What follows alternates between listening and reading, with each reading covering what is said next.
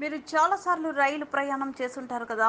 మరి ఏ స్టేషన్‌లో చూసినా బోర్డులన్నీ పసుపు రంగులోనే ఎందుకు ఉంటాయన్న ఆలోచన మీకెప్పుడైనా వచ్చిందా? అరే! నిజమే కదా! అని అనుకుంటున్నారా? అయితే ఈ ప్రశ్నకు ఇప్పుడు సమాధానం తెలుసుకుందాం. మన కళ్ళకు బాగా కనపడే రంగులు తొలి 3 స్థానాల్లో ఎరుపు, ఆరెంజ్, పసుపు రంగులు ఉన్నాయి. ఎంతో దూరం నుంచి కూడా ఈ 3 రంగులు బాగా కనిపిస్తాయి. మరైతే మొదటి స్థానంలో ఉండే బాగా కనిపించే ఎరుపు రంగును కానీ రెండో స్థానంలో ఉన్న ఆరెంజ్ కలర్‌తో కానీ రాస్తే సరిపోతుంది కదా! మూడో స్థానంలో ఉన్న పసుపు రంగుతోనే రైల్వే బోర్డులు ఎందుకు రాయాలి? దీని వెనుక ఓ రీజన్ ఉంది.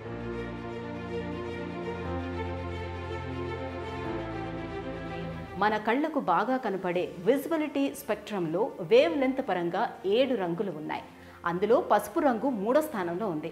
మొదటి స్థానంలో రెడ్, రెండో స్థానంలో ఆరెంజ్ ఉంటాయి. ఈ 3 రంగులు బాగా దూరం నుంచి చూసినా కూడా బాగా కనిపిస్తాయట. అలాంటప్పుడు రెడ్, ఆరెంజ్ బదులు ఎల్లో కలర్లోనే నేమ్ బోర్డు ఎందుకు రాసుంటుందనే డౌట్ రావచ్చు. దీనికి ఓ రీజన్ ఉంది.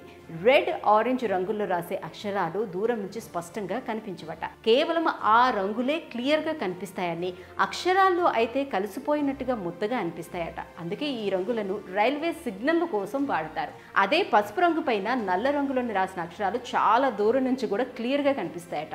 పైగా పసుపు రంగును మన మెదడు చాలా త్వరగా గుర్తించగలుగుతుందట. చీకట్లోనూ పొగమంచు ఉన్నప్పుడు కూడా లోకో పైలట్లు తాము ఏ స్టేషన్ను దాటుతున్నామో క్లియర్గా తెలుసుకోవచ్చు. అందుకనే అన్ని రైల్వే స్టేషన్ల పేర్లను ఎల్లో బోర్డు పైన రాస్తారు. స్కూల్, కాలేజ్ బస్సులకు పసుపు రంగు ఉండాలనే రూల్ వెనుక కూడా ఇదే రీజన్. సో ఈ వీడియో కనుక మీకు నచ్చినట్లయితే లైక్ చేయండి, షేర్ చేయండి, మా ఛానల్ని సబ్స్క్రైబ్ చేసుకోండి.